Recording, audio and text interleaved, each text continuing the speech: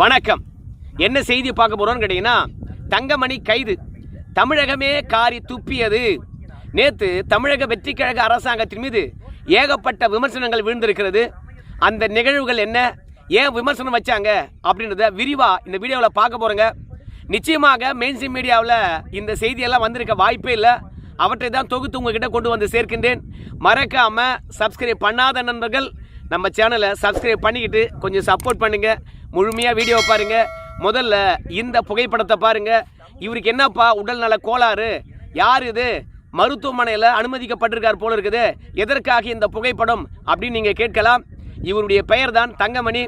தங்கமணி கைது என்று சொன்ன உடனே அதிமுகவில் நாமக்கல் மாவட்டத்தில் அதிமுகவுக்காக அரசியல் பண்ணக்கூடிய தங்கமணி அவர்களை தான் கைது செய்து விட்டார்களோ என்று நினைச்சிங்களா? கிடையாதுங்க. தங்கமணி அவர்களை கைது செய்ய மாட்டாங்க. அவர் சட்டமன்ற உறுப்பினராக இல்லை என்றாலும் கூட தமிழக வெற்றி கழகத்துக்கு ஆதரவாக சட்டமன்ற உறுப்பினர்களை ஒன்று திரட்டினவர். இன்றைக்கும் தமிழக வெற்றி கழகத்தினுடைய ஆதரவாளராக அதிமுகவில் இருக்கிறாரு. எப்போ வேண்டுமானாலும் நம்ம தங்கமணி அவர்கள் வந்து தமிழக வெற்றி கழகத்துக்கு தாவதற்கான வாய்ப்பு இருக்கிறது. என்னப்பா எடப்பாடி பழனிசாமியும் தங்கமணி அவர்களும் ஏதோ சொந்தக்காரன்னு சொல்கிறாங்க, சந்தி என்று சொல்கிறாங்க. அப்படி இருக்கும்போது எடப்பாடி பழனிசாமியை தனித்து விட்டுட்டு அவர் தமிழக வெற்றி கழகத்துக்கு போவாரா அப்படின்னு கேட்டிங்கன்னா, தமிழகத்தில் அவங்க எல்லாருக்கும் தெரியும், அப்போ ஒரு கட்சி பொல்ல ஒரு கட்சியில் இருப்பாங்க. அதையெல்லாம் தாண்டி சென்ற சட்டமன்ற தேர்தலில் அண்ணன் தம்பி எதிர் முகாமில் போட்டியிட்டாங்க. அதிமுக திமுக என்று எதிர் முகாமில் போட்டியிட்டாங்க. அப்படி தமிழக அரசியல் களமானது இருக்கின்ற பொழுது நம்முடைய தங்கமணி அவர்கள் தமிழக வெற்றி கழகத்துக்கு போக மாட்டாரா என்ன? போவார். அதனால் நம்முடைய அதிமுக தங்கமணியை வர கைது பண்ண மாட்டாங்க. ஏகப்பட்ட ஊழல் புகார் இருந்தாலும் அரசியல்வாதிகளுக்கு கூடுதலாக ஒரு நரம்பு அதிகமாக தான் இருக்கும்னு சொல்லுவாங்க வடிவேல் ஒரு திரைப்படத்தில். அந்த மாதிரி எந்த ஆட்சி வந்தாலும் சரி, எப்படி அரவணைக்கணுமோ அப்படி அரவணைப்பார்கள் அரசியல் தலைவர்கள். ஆனால் நானும் அரசியலில் தான் இருக்கிறேன் அப்படின்னு காட்டிக்கொள்வதற்காக ஆர்வ கோளாறு காரணமாக ஆபாசமாக பேசி போடுறாங்க. அதனால தான் இந்த தங்கமணி போன்றவங்கெல்லாம் அதிரடியாக கைது செய்யப்படுகின்றார்கள். இந்த தங்கமணியை பொறுத்த வரைக்கும் கரூரில் நம்ம முதலமைச்சர் ஐயா அவர்கள் வந்தார். கரூரில் வந்து பேசினது இந்த தங்கமணி அவர்களுக்கு பொறுக்கலை. இந்த தங்கமணியை பொறுத்த வரைக்கும் கிளை கழகத்தில் ஐடி விங்ஸில் திமுகவில் வேலை பார்க்குறாராம். திமுகவில் இருந்தாவே ஆபாசமாக பேசுகிறவங்க தான் அதிகமான பேர் இருக்கிறாங்க. அது மட்டும் இல்லை, இன்றைக்கி சமூக வலைதளமே வந்து பார்த்திங்கன்னா மாறி போய் தான் இருக்கிறது. யோகா செய்கிறேன் அப்படின்னு சொல்லிட்டு பெண்களை பொறுத்த வரைக்கும் அரைகுறை உடை போட்டுக்கிட்டு யோகா செய்கின்ற காட்சியெல்லாம் பார்க்குறோம். அது மட்டும் இல்லை, தேர்தல் பிரச்சாரத்தின் போது உடைய முழுவதும் கலைந்து விட்டு ஐயா இவங்களுக்கு ஓட்டு போடுங்க அப்படின்னு அரைகுறை ஆடையுடன் வந்து வாக்கு கேட்டதெல்லாம் பார்த்தோம். இன்றைக்கி சமூக வலைத்தளத்தினுடைய தன்மை மாறி போயிருக்குது, ஆபாசம் நிறைந்ததாக இருக்கிறது. அது மட்டும் கிடையாது, சைலண்ட் என்ற வார்த்தையை கொஞ்சம் சத்தமாக சொன்னால் தான் எல்லாருக்குமே புரியுது. அதனால் நம்முடைய கருத்தானது நியாயமாக நேர்மையாக கண்ணியமாக வச்சா எவன் பார்க்குறான்? ஆபாசமாக வச்சா தான், இல்லை அசிங்கமாக திட்டினா தான் அதிகமான பேர் பகிர்கின்றார்கள், அதிகமான பேர் பார்க்குறாங்க. அதனாலே இந்த தங்கமணியை பொறுத்த வரைக்கும் கரூரில் வந்து நம்ம முதலமைச்சர் அவர்கள் பேசின விஷயத்தை கொஞ்சம் ஆபாசமாக திருச்சி பேசிட்டாரு. உடனடியாக கரூர் குளித்தலையில் இருந்த தமிழக வெற்றி கழகத்தினுடைய மாவட்ட செயலாளர் விஜயபாஸ்கர் அவர்கள் போயிட்டு கரூர் காவல் நிலையத்தில் புகார் அளிக்கின்றார். உடனடியாக கரூர் காவல்துறையினரை பொறுத்த வரைக்கும் இந்த தங்கமணியை வந்து கைது பண்ணுறாங்க. முதலமைச்சரை குளிர்விக்கின்றார்களாம். யார் தப்பு பண்ணாலும் சரி, யார் தரைக்குறைவாக பேசினாலும் சரி உடனடியாக கைது பண்ணுவாங்களாம். சகிப்புத்தன்மையெல்லாம் கிடையாதான், கருத்துரிமைன்னு எடுத்துக்கொள்ள மாட்டாங்களாம். இந்த தங்கமணி அவர்களை கைது பண்ண பிறகு தான் இந்த தங்கமணி அவர்கள் என்ன பேசினார் ஃபேஸ்புக்கில் அப்படின்னு ஊரே பார்க்கும், உலகமே பார்க்கும்.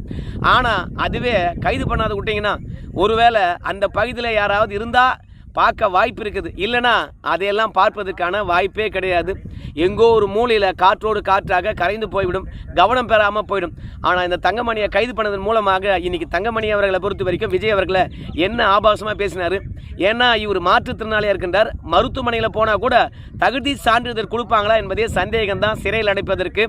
ஆனாலும் நீதிமன்றத்தில் கொண்டு போய் ஆஜர்படுத்தியிருக்கின்றார்கள் இந்த தங்கமணியை. நீதியரசரை பொறுத்த வரைக்கும் மாற்றுத்திறனாளியாக இருக்கார், எப்படிங்க இவரை சிறையில் அடைக்க முடியும் அப்படின்னு சொல்லிவிட்டு சொந்த ஜாமீனில் அவரை விடுவித்திருக்கின்றார்கள்.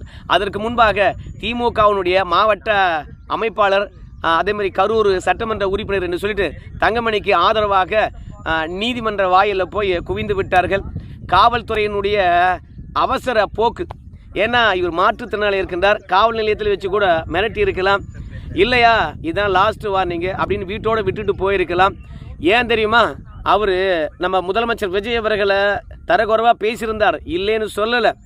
அவதூறு வழக்கு போட்டு போயிருக்கலாம் நீதிமன்றத்தில். நீ போய் நீதிமன்றத்தில் பார்த்துக்கிடா சாமி அப்படின்னு சொல்லியிருக்கலாம். ஆர்எஸ் பாரதி அவர்கள் வந்து ஒரு தகவலை வந்து சொன்னார். நாங்கள்லாம் ஜெயலலிதா அவர்களை எப்படி விமர்சனம் பண்ணுமோ அப்படி விமர்சனம் பண்ண மாட்டோம், தரக்குறையாக கீழே இறங்கி தான் விமர்சனம் பண்ணுவோம். ஆனால் ஜெயலலிதா பொறுத்த வரைக்கும் என் மீது ஒரு 16 கேஸ் போட்டாங்க, ஆனால் எந்த கேஸ்லையும் என்னை கைது பண்ணலை, எல்லாமே அவதூறு வழக்குகள் தான். நான் பேசுறது கண்ணியமாக இருந்தால் நீதிமன்றம் என்னை விடுவிக்க போகுது, இல்லைனா கைது பண்ண போது தண்டனை கொடுக்க போகிறாங்க. அதனால் ஜெயலலிதா பொறுத்த வரைக்கும் நீதிமன்றத்துக்கு தான் போவாங்க. அந்த அம்மாவே கைது பண்ணாத அவதூறாக பேசினா அவதூறு வழக்கு பதிக்கின்ற போது இந்த ஆட்சியில் ஆட்சி பூச்சுனா எல்லாரையும் கைது பண்ணுறாங்கப்பா, சகிப்புத்தன்மையே இல்லைப்பா அப்படின்னு சமூக வலைத்தளத்தில் கருத்து போட்டவனெல்லாம் கைது பண்ண திமுக அரசாங்கம் இன்னைக்கு தமிழக வெற்றி கழகத்துக்காரங்களை கண்டபடி விமர்சனம் பண்ணுகின்ற போது கைது பண்ணால் திமுககாரங்க அணி அணியாக ஸ்டேஷனுக்கு வந்துடுறாங்க. பிறகு இந்த மாற்றுத்திறனாளி தங்கமணி அவர்களை பொறுத்த வரைக்கும் நீதிமன்றம் விடுவித்த பிறகு அவரை வீட்டுக்கு கொண்டு வந்துட்டாங்க. இந்த கைதானது தமிழகம் முழுவதும் விமர்சனத்துக்கு உள்ளாச்சு. அந்த ஆளுடைய உடல்நிலை எப்படி இருக்குது, பார்த்தாவே பரிதாபமாக இருக்குது. இந்த ஆளை போய் கைது பண்ணுறீங்களே, அவ்வளவு சகிப்புத்தன்மை இல்லவே இல்லையா? என்னங்க ஆபாசம், என்னங்க ஆபாசம். இன்றைக்கெல்லாம் சமூக வலைத்தளத்தை போய் பாருங்கள். அது மட்டும் இல்லை, தமிழக வெற்றி கழகத்தில் எத்தனை பேர் வந்து விஜய்க்கு எதிராக பேசுகின்ற போது அவங்க கருத்துக்களை பாருங்கள், காது கொடுத்து கேட்க முடியாது. அவங்க போடுகின்ற போஸ்டரை கண்ணால் பார்க்க முடியாது. அவ்வளோ தரக்குறைவாக பேசிகிட்டு இருக்காங்க தமிழக வெற்றி கழகத்தில் இருக்கிறவங்க. அவங்கள மீதெல்லாம் நாம் புகார் அளிக்க முடியுமா?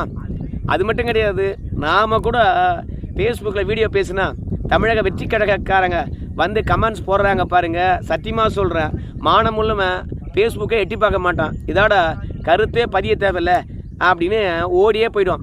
நம்மெல்லாம் கண்ணியமாக வந்து பார்த்திங்கன்னா செய்தியை பதிவிடுகின்றோம். அப்படி இருந்தும் தமிழக வெற்றி கழகத்துக்காரங்களுடைய ஆபாசத்தை நம்மளால் பார்க்கவே முடியல. அவ்வளோ ஆபாசமாக திட்டுறாங்க. முதலமைச்சர் என்றால் 3 கொம்பு, சாதாரண மனிதன் என்றால் 2 கொம்பா? அதனால் மனிதர்கள் எல்லாரும் ஒன்று தானே, எல்லாருக்கும் மனசு ஒன்று தானே. யாரை எப்படி திட்டக்கூடாது என்று நீங்கள் நினைக்கிறீங்களோ அதே மாதிரி அடுத்த திட்டக்கூடாது இல்லை. அதனால் மாற்றுத்திறனாலே இருக்கின்ற இந்த தங்கமணியை கைது பண்ணுது இந்த தமிழக அரசாங்கத்தினுடைய வன்மம் தெரிகிறது, அதோட சர்வாதிகார போக்கு தெரிகிறது அப்படின்னு சொல்லிவிட்டு, ஆடா விஜய் அவர்களை பொறுத்த வரைக்கும் சினிமாவிலேருந்து வந்தார், அவருடைய படத்தை பற்றி ஏகப்பட்ட பேர் விமர்சனம் பண்ணியிருப்பாங்க. சொந்த வாழ்க்கையை கூட தேர்தலுக்கு முன்பாக விமர்சனம் பண்ணாங்க. அப்போதெல்லாம் அமைதியாக கடந்து சென்றவர், இந்த பாருங்க என் குடும்பத்தை பற்றி கவலைப்படாதீங்க, அதெல்லாம் அவ்வளோ ஒர்த்து கிடையாது, அதை நான் பார்த்துக்கிறேன், நீங்கள் கட்சி வேலையை பாருங்கள் அப்படின்னு டேக் இட் ஈஸியாக போன மனுஷன் இன்றைக்கி தங்கமணி அவர்களை கைது பண்ண சொன்னதும், அதை சமூக வலைத்தளத்திலும் மெயின்ஸ்ட்ரீம் மீடியாவிலும் ஒளிபரப்பு செய்ததும், இதெல்லாம் எப்பேற்பட்ட பயமுறுத்தல் பார்த்தீங்களா? இதோட தவேகாவையோ இல்லை முதலமைச்சரோ யார் விமர்சனம் பண்ணாலும் சரி அடுத்தது கைது தான் அப்படின்னு சொல்கிற மாதிரி மாற்றுத்திறனாளியே கைது பண்ணுறாங்கன்னா நம்மளாம் பேசினா அவ்வளோதான் என்று அடங்கி ஒடுங்குவாங்க அப்படின்னு கருத்துரிமை நசுக்குவதற்காக தான் இந்த மாதிரி மாற்றுத்திறனாளிகள் கூட கைது பண்ணுறாங்க. இந்த மாதிரிலாம் வந்து நீங்கள் பண்ணிங்கன்னா சத்தியமாக சொல்கிற வளர்ச்சி அடையவே முடியாது அப்படின்னு வந்து எல்லாருமே கழுவி ஊற்றுனாங்க. அதற்கு பிறகு நீதிமன்றம் விடுவித்து விட்டது. அதற்கு பிறகு தான் இந்த விமர்சனங்கள்லாம் அடங்கியது. அப்புறம் இந்த போஸ்டரை பாருங்கள். இந்த போஸ்டரில் ஒருத்தர் உட்காந்துட்டு இருக்காரு. யார் இவர் அப்படின்னு பார்க்கும்போது சபரிவர்மன். இவர் கன்னியாகுமரியை சார்ந்தவர். இவர் காவல் நிலையத்தில் மரணம் அடைந்து விட்டார். எதற்காக காவல் நிலையம் அழைத்து சென்றாங்க, ஏன் மரணம் அடைந்தார் அப்படின்ற விஷயத்தை உங்களுக்கு சுருக்கமாக சொல்கிறேன். இவர் 200 கிராம் குட்கா வச்சுருந்தாராம். அதனால் காவல்துறையானது கைது பண்ணிடுச்சான். ஆனால் ரொம்ப ஆரோக்கியமாக காவல் நிலையத்தில் உட்காந்துக்கிட்டு காலாட்டிக்கிட்டு இருக்கிறாரு. ஆனால் ஒரு அரை மணி நேரம் பொறுத்து மாரடைப்பு வந்து இறந்து விட்டார் அப்படின்னு பெற்றோர்களுக்கும் அவங்க சகோதரிகளுக்கும் செய்தி போகுது. உடனடியாக அவங்க சகோதரி வந்து அடப்பாவீங்களா, கொஞ்ச நேரத்துக்கு முன்பாக தான் நல்லா இருக்கான்னு சொன்னீங்க, இப்போ திடீர்னு செத்துட்டான்னு சொல்கிறீங்களே. அது மட்டும் இல்லை, இந்த சபரிவர்மன் வந்து இறந்து விட்ட பிறகு காவல்துறை வந்து அவங்க சகோதரிகிட்ட சொல்லுகின்ற போது சிரிச்சுக்கிட்டே சொல்கிறாங்களாம், அவன் ஹார்ட் அட்டாக்ல செத்து போட்டாம்பா, அதனால் மருத்துவமனைக்கு கொண்டு போயிருக்கேன்பா, ஸ்டேஷனில் இல்லைப்பா அப்படின்னு சொல்கிறாங்களா அலட்சியமாக. ஆனால் என்னுடைய தம்பிக்கு 35 வயது தான் ஆகுது, அவருக்கு ஹார்ட் அட்டாக் வரதுக்கு வாய்ப்பே இல்லை.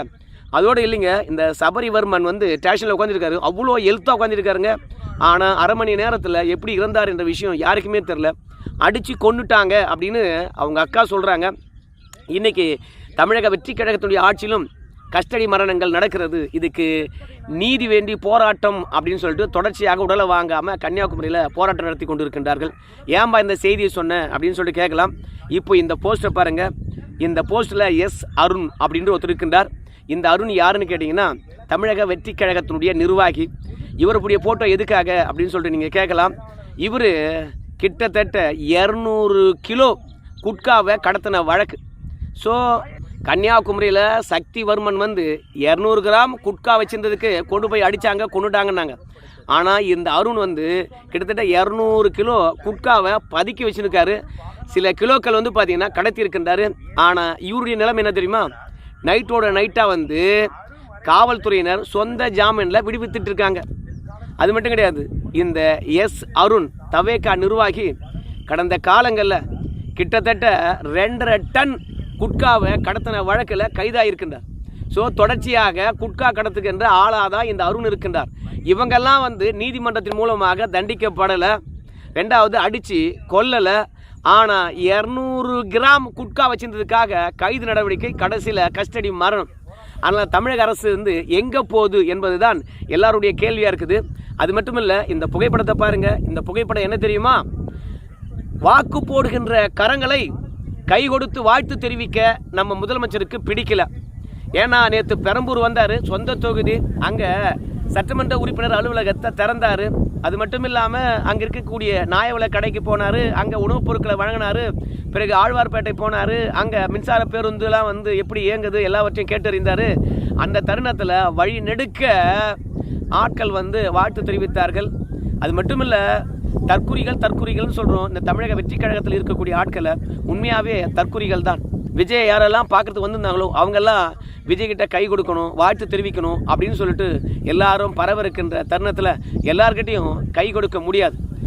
ஆனால் முதலமைச்சரை பொறுத்த வரைக்கும் போக்குவரத்து தொழிலாளர்களை, துப்புரவு தொழிலாளர்களை கூப்பிட்டு பக்கத்தில் நிற்க வச்சு ஃபோட்டோ எடுக்க விரும்புகிறார். ஆனால் அது கை கொடுத்து தான் ஃபோட்டோ எடுத்தால் என்ன? ஆனால் பெண்களுடைய அனுமதியே இல்லாமல் நம்முடைய போக்குவரத்து துறை அமைச்சர் தோள்பட்டு மேலே கை வைக்கின்ற வீடியோ வைரல் ஆகிட்டு இருக்குது. அதோடு போச்சுன்னா நம்முடைய உயர்கல்வித்துறை அமைச்சர் விஸ்வநாதன் அவர்கள் பெண்களுடைய காலை தடவின வீடியோ வைரல் ஆச்சு.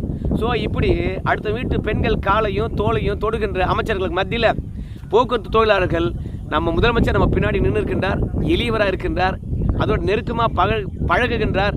அவருக்கு ஒரு கை கொடுப்போமே அப்படின்னு கை கொடுக்கின்ற போது நம்ம முதலமைச்சர் கை கொடுக்க மறுக்கின்றார். உடனடியாக கூட இருக்கின்ற பவுன்சர்கள் போயட்டும் அப்படி பிடிச்சி தள்ளிவிடுறாங்க. இவங்கெல்லாம் சாமானிய முதலமைச்சராக என்று கேட்டிங்கன்னா சாமானியர்களுக்கான முதலமைச்சர்னு சொல்லிக்குவாங்க. ஆனால் இவங்க சாமானிய முதலமைச்சர் அல்ல. பிறக்கின்ற போது இவங்கெல்லாம் வந்து கோட்டீஸ்வரர்கள். இவங்களுக்கு ஏழைகளுடைய கஷ்டங்கள் தெரியாது. ஆனால் ஒன்று, திரைக்க வச்சு ஓட்டு போட்டுட்டாங்க.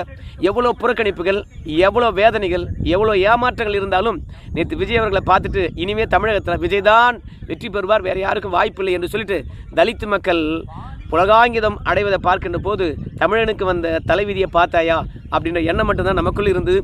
இதெல்லாம் கூட பிரச்சனை கிடையாது. யாரையும் மதிக்கலை, யாருக்கும் பெருசாக வந்து பார்த்தீங்கன்னா முகம் கொடுத்து பேசலை, கூட நின்று ஃபோட்டோ எடுத்துக்கிட்டார். ஒரு முதலமைச்சராக இருக்கின்றவர் அவ்வளோதான் செய்ய முடியும் என்று சமரசம் செய்து கொண்டாலும் நம்முடைய மோடி அவர்களை பொறுத்த வரைக்கும் குஜராத்தில் ட்ரம்ப் அவர்கள் வருகின்ற பொழுது கழிவுநீர் ஓடைகளை பச்சை துணியை வச்சு மறைச்சாரு அப்படின்னாங்க.